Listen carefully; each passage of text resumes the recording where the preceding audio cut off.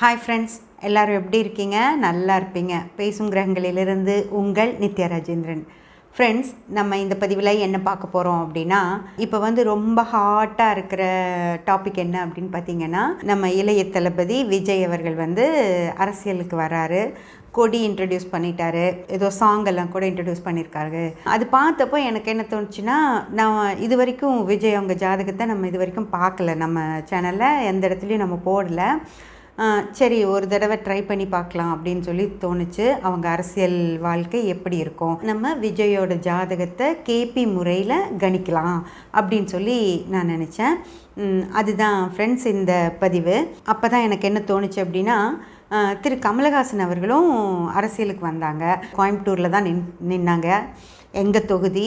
அது ஏன் கமல் அவர்களுக்கு ஏன் அந்த மாதிரி ஜெயிக்க முடியாமல் போச்சு அப்படிங்கிறதையும், திரு ரஜினிகாந்த் அவர்கள் ஏன் அரசியலுக்கு வரேன்னு சொல்லிகிட்டே இருந்துட்டு அதுக்கப்புறம் ஒரு டைமில் வரல அப்படிங்கிறதையும் அவர் அறிவிச்சிட்டார் இல்லைங்களா?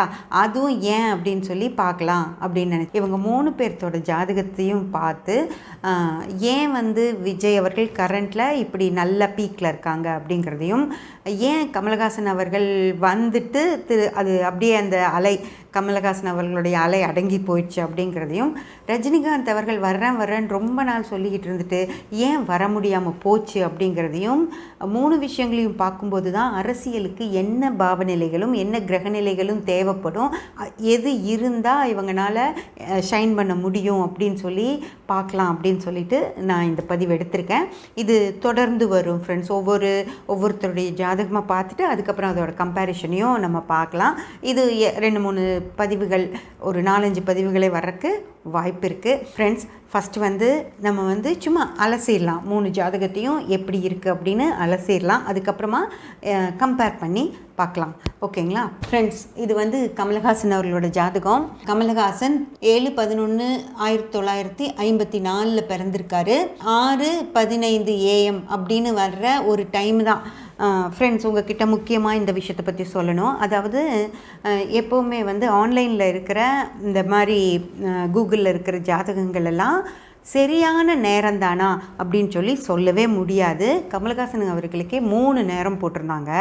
ஆனால் நான் இது கொஞ்சம் பக்கமாக இருந்ததுனால, அதாவது அவரோட வாழ்க்கை நம்ம பார்த்துருக்கோம் இல்லைங்களா, அதில் கொஞ்சம் பக்கமாக இருந்த ஜாதக நிலை எடுக்கும்போது எனக்கு இந்த 6:15 அப்படின்னு அவங்க போட்டிருந்தது 6:15 AM அது சரியாக இருக்கும் அப்படின்னு தோணுச்சு. அதுக்கப்புறமா கேபி சாஃப்ட்வேரில் போடும்போது கொஞ்சம் டைம் அட்ஜஸ்ட்மெண்ட் வரும். அதில் நான் 1 நிமிஷம் கம்மி பண்ணி 6:14 AM எடுத்திருக்கேன். அதை வச்சு தான் இப்போ அவரோட ஜாதகத்தை நான் போட்டிருக்கேன். இது ஒரு கிட்டத்தட்ட சரியாக வருது. ஓகேங்களா? அதனால தான் இது எடுத்திருக்கேன் ஃப்ரெண்ட்ஸ். இதுவும் சொல்கிறேன், துல்லியமான நேரம் நமக்கு கிடைச்சா மிக சிறப்பாக அவங்களோட ஜாதகங்களை அனலைஸ் பண்ண முடியும். ஆனால் இது அந்த 6:15 அப்படின்றது ஆன்லைனில் நமக்கு கிடைச்சது தான். இந்த கூகுளெலாம் இருக்கிற அவரோட ஜாதகத்தில் கிடைச்சது தான். கமலஹாசன் அவர்களுக்கு, விஜய் அவர்களுக்கு, ரஜினி அவர்களுக்கு எல்லாமே அவங்களா ஒரு டைம் போட்டிருக்காங்க. அந்த டைம் சரியான டைமாக அவங்க பிறந்த டைமான்னு தெரியாது. ஆனால் அவங்க லைஃப்பில் ஒரு சில விஷயங்கள் நடந்ததை வச்சு நம்ம இந்த டைம் சரியாக இருக்கும் அப்படின்னு சொல்லி நான் இதை எடுத்திருக்கேன். இதை நம்ம பார்க்கலாம். உங்களுக்கும் இது சரியாக இருக்கா அப்படிங்கிறத கமெண்ட்டில் சொல்லுங்கள். 69 வயசு 9 மாதம் 20 நாட்கள் ஆகுது. 6:15 AM எடுத்திருக்கேன். பரமக்குடியில் பிறந்திருக்காரு. ஓகேங்களா? திதி, அவர் பிறந்த திதி ஏகாதசி வளர்பிறை திதி. நட்சத்திரம் பூரட்டாதி 4ஆம் பாதம். ராசி மீன ராசி, லக்னம் துலாம் லக்னம். துலாம் லக்னத்துலேயும் விசாகம் 1ஆம் பாதத்தில் லக்ன புள்ளி விழுந்திருக்கு ஃப்ரெண்ட்ஸ். ஓகேங்களா? பிறந்தப்போ குரு தசையில் பிறந்திருக்காரு. ஏன்னா புரட்டாதி நட்சத்திரம் இல்லையா, அதனால் அமிர்தாதி யோகம் அப்படின்னு பார்த்தீங்கன்னா அதில் சித்த யோகத்தில் பிறந்திருக்காரு ஃப்ரெண்ட்ஸ். முதல்ல கிரகநிலைகள் பார்க்கலாம். கிரகநிலைகளில் சூரியன் கமலஹாசன் அவர்களுடைய சூரியன் எப்படி இருக்குது அப்படின்னு பார்த்தீங்கன்னா ரொம்ப ரொம்ப நல்ல நிலையில் இருக்குது ஃப்ரெண்ட்ஸ். அதாவது சூரியன் இப்படி இருந்தது அப்படின்னா தான் இந்த ஜாதகர்கள் அதாவது எல்லாத்துக்கும் தெரிஞ்சவங்களாக இருப்பாங்க. சூரியன் நல்ல நிலையில் யாராக இருந்தாலும், நமக்கு அவருக்குன்னு இல்லை, பொதுமக்கள் எல்லாருக்குமே சூரியன் நல்ல நிலையில் இருந்தது அப்படின்னாலே அவங்க நிறைய பேர்த்துக்கு தெரிஞ்சவங்களாக இருப்பாங்க. அந்த பப்ளிக் ஃபிகர் அப்படின்னு சொல்லுவாங்க சொல்லுவாங்க இல்லைங்களா, அந்த மாதிரி நிறைய பேத்துக்கு தெரிஞ்சவங்களா அவங்க இருப்பாங்க ஃப்ரெண்ட்ஸ். அதாவது அரசியலுக்கான கிரகம் அப்படின்னு சொன்னாலே அது சூரியன் தான். அதே போல் அரசியலுக்கான பாவம் அப்படின்னு சொன்னால் 5ஆம் பாவம். 5ஆம் பாவம் வல்லத்தன்மையோடு இருக்கணும். அதே போல் சூரியனும் வல்லத்தன்மையோடு இருக்கணும். அவங்க தான் அரசியலில் மிக சிறப்பான ஒரு இடத்த பிடிக்க முடியும்.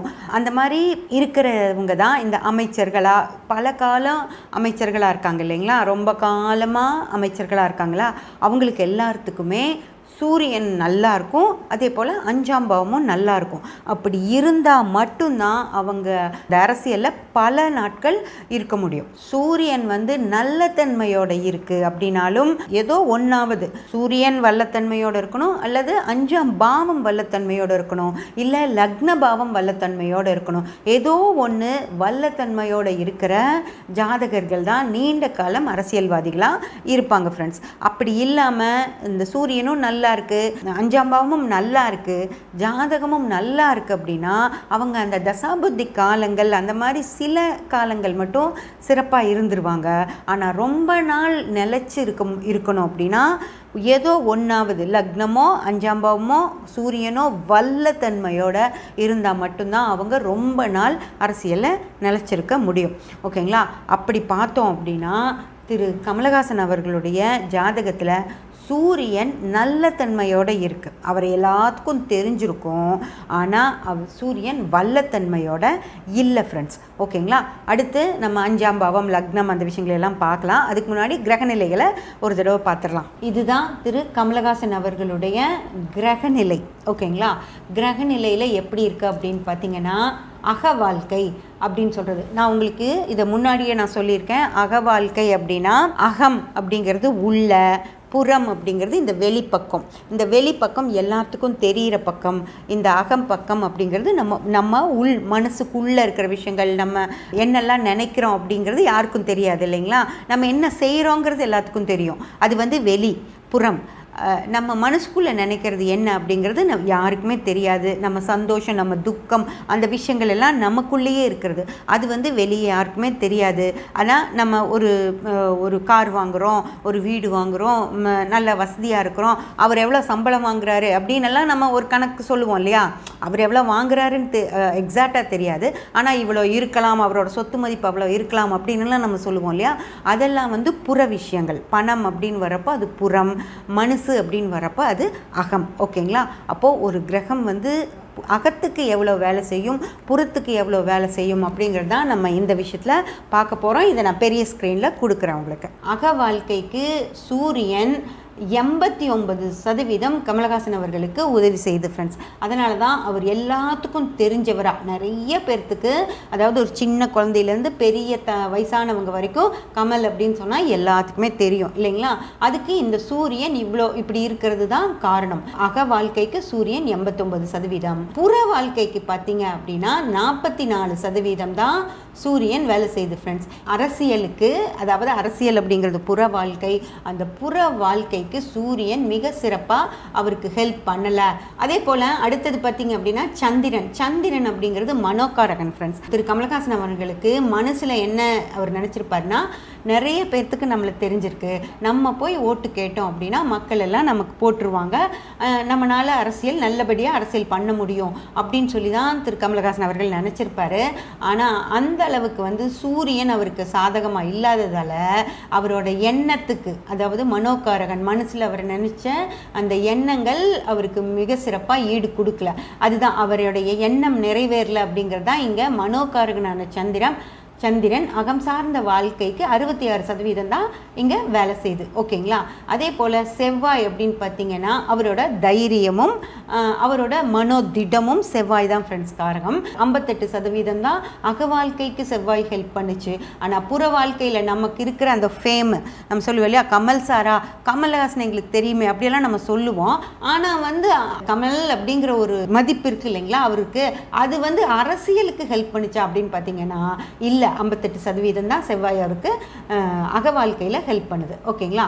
அதே போல் புதன் ஃப்ரெண்ட்ஸ், அதாவது அவரோட புத்திசாலித்தனம் எவ்வளோ அப்படின்னு பார்த்தீங்கன்னா, அக வாழ்க்கையில் அவருக்கு சிறப்பாக 65% புதன் ஹெல்ப் பண்ணுது. ஆனால் புற வாழ்க்கைக்கு பார்த்தீங்கன்னா 55% தான் ஹெல்ப் பண்ணுது ஃப்ரெண்ட்ஸ். ஓகேங்களா? அடுத்து குரு அப்படிங்கிறது பணம் அப்படிங்கிற விஷயத்தில் புற வாழ்க்கையில் அவர் ரொம்ப நல்லா இருக்கார். அவர் வந்து மிக சிறந்த நிறைய படங்கள் நடித்து நல்ல பொருள் அதாவது நிறையா பணம் வாங்குவார் இல்லைங்களா, படத்தெல்லாம் நடித்து கொடுக்கறக்கு. அது வந்து அவருக்கு மிக சிறப்பாக இருக்குது. புறம் அப்படின்னு பொருள் சார்ந்த வாழ்க்கைக்கு 92% குரு ஹெல்ப் பண்ணுது. ஆனால் அகம் சார்ந்த வாழ்க்கை அப்படின்னு வரும்போது குரு வந்து அவருக்கு மிக சிறப்பாக இருக்குது அப்படின்னு சொல்லி சொல்ல முடியாது. குழந்தைகளால் அவருக்கு எவ்வளோ திருப்தி அப்படின்னு பார்த்தா 56% தான். ஓகேங்களா? அடுத்தது வந்து சுக்கிரன் ஃப்ரெண்ட்ஸ், அதாவது சுக்கிரன் அப்படிங்கிறது தான், அதாவது நடிப்பு தொழிலில் அவர் இருக்கார் இல்லைங்களா, அந்த நடிப்பு தொழிலுக்கு காரகர் சுக்கிரன் தான். ஓகேங்களா? அந்த சுக்கிரன் அவருக்கு புற வாழ்க்கைக்கு, அதாவது நடிப்பு தொழில் அப்படின்னு வரும்போது 80% சுக்கிரன் அவருக்கு ஹெல்ப் பண்ணுது. ஆனால் வாழ்க்கையில் மனைவி அப்படிங்கிறது சுக்கிரன் தான். அந்த மனைவி இவருக்கு சரியாக அமைஞ்சாங்களா அப்படின்னு சொல்லி பார்த்தீங்க அப்படின்னா, நமக்கெல்லாம் தெரிஞ்சே வந்து வாணி கல்யாணம் பண்ணாங்க, அடுத்தது சரிகா மேடம் கல்யாணம் பண்ணாங்க, அதுக்கப்புறம் கௌதமி மேடம் கல்யாணம் பண்ணாங்க.